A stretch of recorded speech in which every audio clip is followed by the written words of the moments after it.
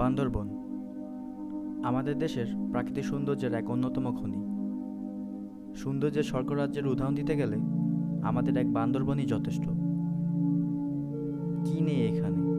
পাহাড়, ঝর্ণা, পাহাড়ি আঁকাবাঁকা পথ।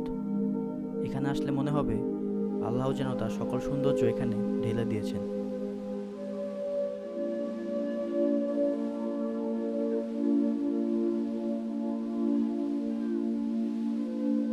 আমার এবারের ভ্রমণ গল্পে আমরা একদল ভ্রমণ পিপাসু মানুষ ঘুরে বেড়াবো বান্দরবনের গহীনে। জয় করব বাংলাদেশের একসময়ের সবচেয়ে উঁচু পর্বতশৃঙ্গ কিউ গার্ডেন। আর আপনাদেরকে ঘুরিয়ে দেখাবো বগা লেক, রিজুক ঝর্ণা, দার্জিলিং পাড়া, চিংড়ি ঝর্ণা এবং নীলাচল।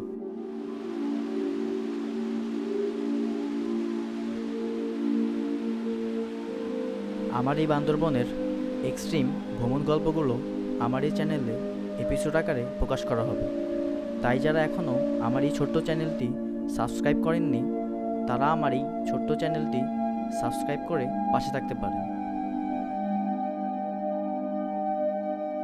সো ভিউয়ার্স, শুরু করি আমার বান্দরবন এক্সট্রিম ভ্রমণ গল্প। আপনারা আমার সাথেই থাকুন।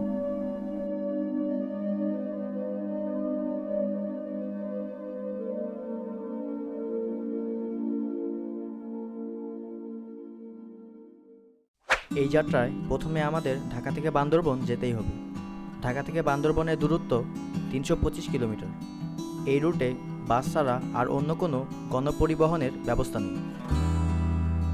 রাত 11টার বাসে করে আমরা রওনা দেই বান্দরবনের উদ্দেশ্যে। সারা রাত বৃষ্টি হবার কারণে আমাদের বান্দরবন যেতে একটু লেট হয়ে যায়। সকাল 7টার দিকে আমরা বান্দরবন শহরে গিয়ে পৌঁছাই।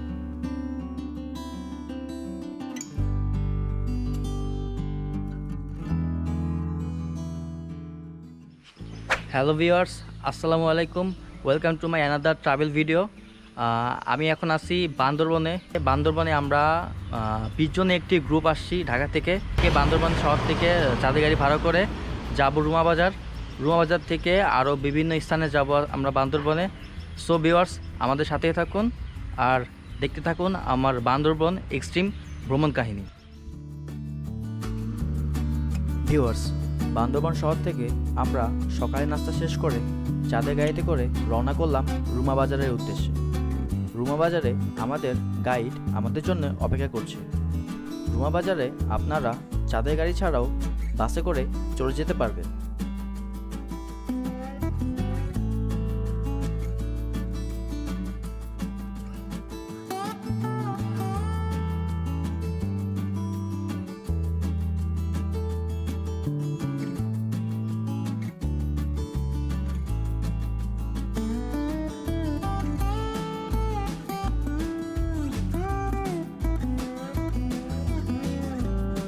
ভিউয়ার্স, যাওয়ার পথে আপনারা কিছু ভিউ পয়েন্ট পেয়ে যাবেন, যেখান থেকে আপনারা পাহাড়ের মাঝে সাঙ্গু নদীর শাখা পোশাখা দেখতে পারবেন। চাইলে ছবিও তুলে নিতে পারেন এমন অপরূপ সৌন্দর্য দেখে।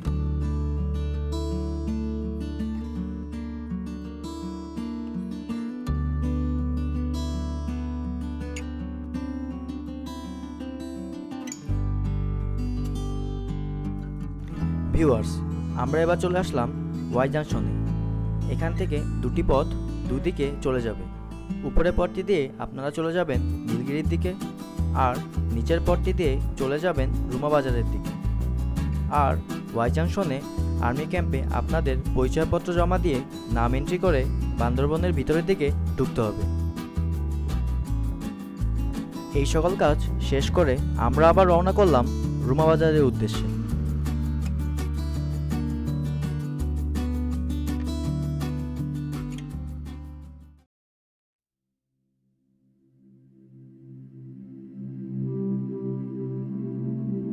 নিজেকে আর আটকে রাখতে না পেরে এবার উঠে পড়লাম চাঁদের গাড়ির উপরে। একবার খালি চারপাশের সৌন্দর্য ও পাহাড়ি আঁকাবাঁকা পথগুলো দেখুন। আমার কাছে তো কিছুক্ষণ পর পর মনে হচ্ছিল আমি আসলে আছিটা কোথায়। মনে হচ্ছিল পাহাড়ের মাঝে মনে হয় আমি ভাসছি। ইচ্ছে হচ্ছিল পুরো রাস্তাতেই আপনাদের যদি দেখাতে পারতাম। ক্যামেরা বন্ধ করতে একদম ইচ্ছে করছিল না। সো ভিউয়ার্স, আপনারা এনজয় করতে থাকুন পথের এমন অপরূপ সৌন্দর্য। আপনাদের সাথে রুমা বাজার গিয়ে আবার কথা হচ্ছে।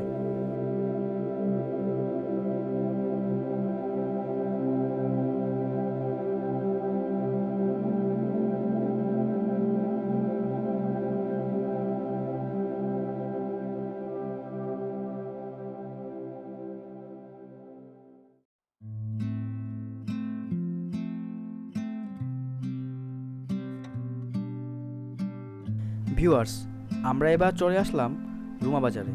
এখান থেকে আমরা আমাদের গাইডের সাথে দেখা করে আমাদের পরিচয়পত্র, অঙ্গীকারনামা ও নাম এন্ট্রি করে চলে গেলাম বগালেক যাবার পারমিশন দিতে। আর্মি ক্যাম্পে এই সকল কাজগুলো করতে আপনাদের বেশ কিছু সময় চলে যাবে, তাই আপনারা যত তাড়াতাড়ি সম্ভব রুমা বাজারে এসে আপনাদের গাইডের সাথে এই সকল কাজগুলো সেরে ফেলবেন। আমরা আমাদের পারমিশন নেওয়ার কাজগুলো খুব তাড়াতাড়ি শেষ করে রওনা করলাম রিজুক ঝর্ণা দেখার উদ্দেশ্যে।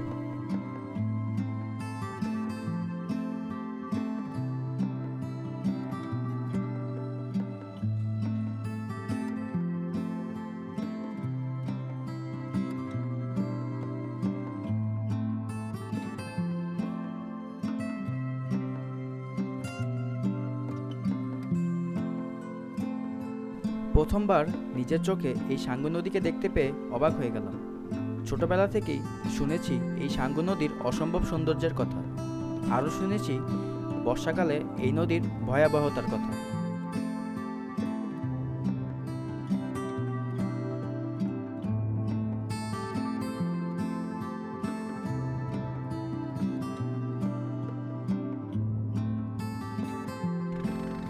সাঙ্গু নদী হয়ে রিজুক ঝর্ণা যেতে সময় লাগে 20 মিনিটের মতো। তাই বুঝলাম এই অল্প সময়ে এই নদীর সৌন্দর্য কোনোভাবেই বোঝা সম্ভব নয়। তাও এই অল্প সময়ে মুগ্ধ হয়ে দেখতে থাকলাম সাঙ্গু নদীকে।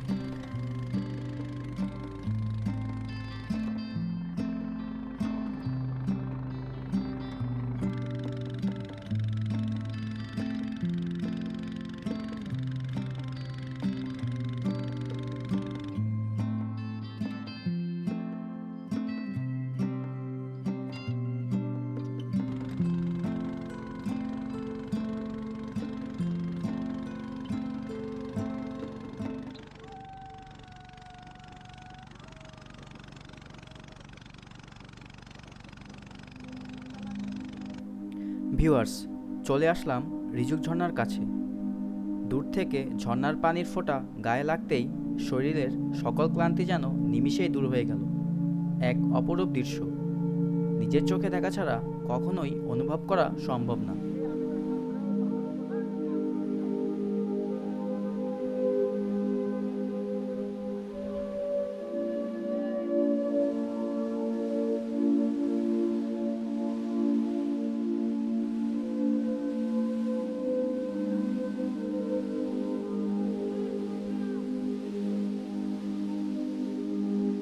নিজেকে আর সামলাতে না পেরে নেমে পড়লাম পানিতে।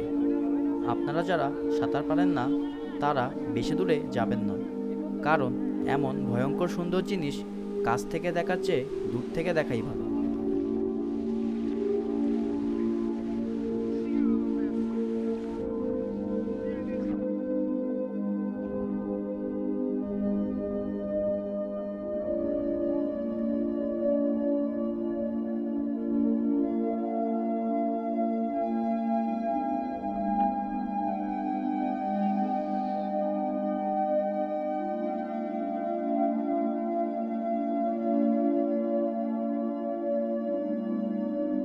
এমন ভয়ঙ্কর সুন্দর ঝর্ণা ছেড়ে এত তাড়াতাড়ি চলে আসতে ইচ্ছে করছিল না, কিন্তু কিছু করার নেই।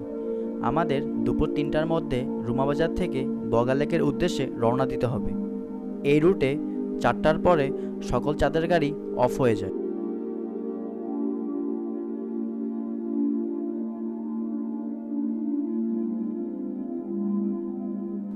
তাই আমরা রুমাবাজার ফেরত এসে দুপুরে খাবার শেষ করে রওনা করি বগালেকের উদ্দেশ্যে।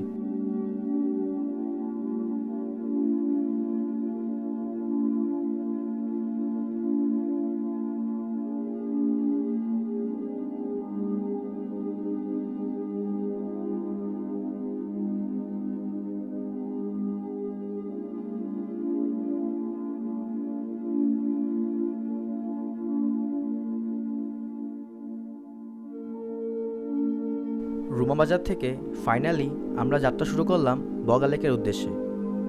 সে এক অদ্ভুত যাত্রা।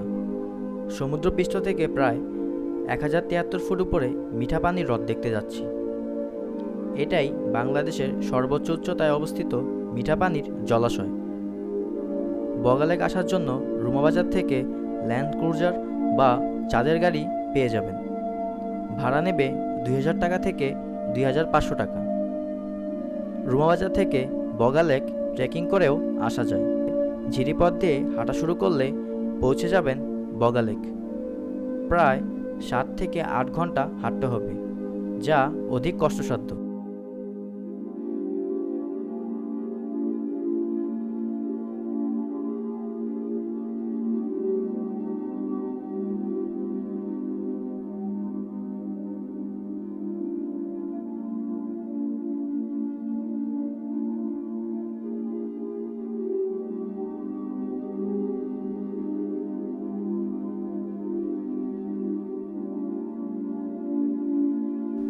যে এর আগে বান্দরবনের এমন রাস্তায় আসেনি তাকে ভিডিওতে এই রাস্তার বর্ণনা বলে বোঝানো সম্ভব না। আমাদের গাড়িটি যত দূর যাচ্ছিল শুধু উপরের দিকেই উঠছিল।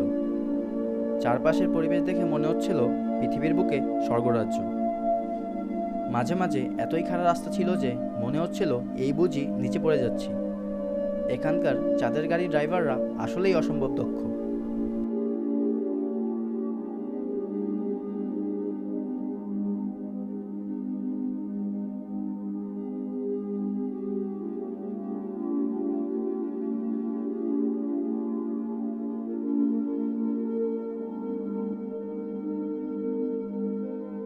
বহু চড়াই উতরে পার হয়ে অবশেষে আমরা দেখা পেলাম বগালেক। সকাল 7টায় রওনা দিয়ে বিকেল 5টার দিকে আমরা এখন বগালেকে। আমি কখনো চিন্তাও করতে পারিনি সমুদ্রপৃষ্ঠ থেকে এত উপরে এমন সুন্দর লেক থাকতে পারে।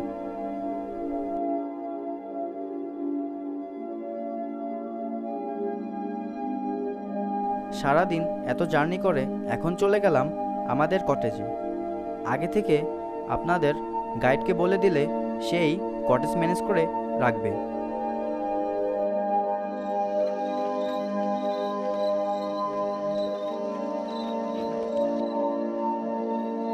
ক্লান্ত অবস্থায় কটেজের বারান্দায় বসে বগালেকের অপরূপ সৌন্দর্য দেখতে দেখতে কাটিয়ে দিলাম পুরো সন্ধ্যাটা। ওই দিন রাতে আমাদের গাইড তার নিজ উদ্যোগে ক্যাম্পফায়ার ও বারবিকিউয়ের আয়োজন করে আমাদের জন্য। সো ভিউয়ার্স, আজকের বান্দরবন ভ্রমণ গল্পের প্রথম পর্ব থেকে বিদায় নিতে হচ্ছে। দেখা হচ্ছে আগামীকাল। কাল আমাদের জন্য এক কঠিন দিন অপেক্ষা করছে। কাল আমরা জয় করব কিউ গার্ডেন। আজকের মতো এখানেই বিদায় নিচ্ছি। আল্লাহ হাফেজ।